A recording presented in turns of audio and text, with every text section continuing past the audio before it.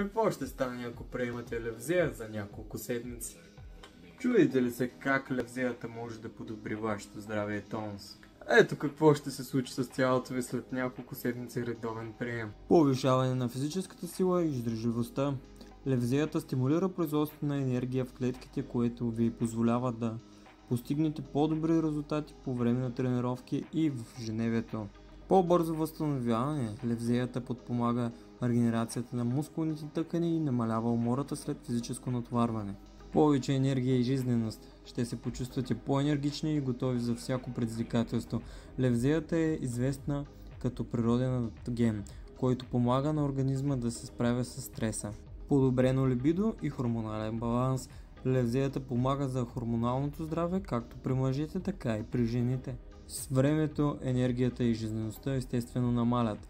Това води до умора, намаляване на физическата активност и повишен стрес. Левзеята е природен начин да преодолеете тези предизвикателства и да поддържате организма си здрав. Според научни изследвания, левзеята може да увеличи физическата сила и издържливост до 15% и да ускори възстановяването след интензивни натоварвания.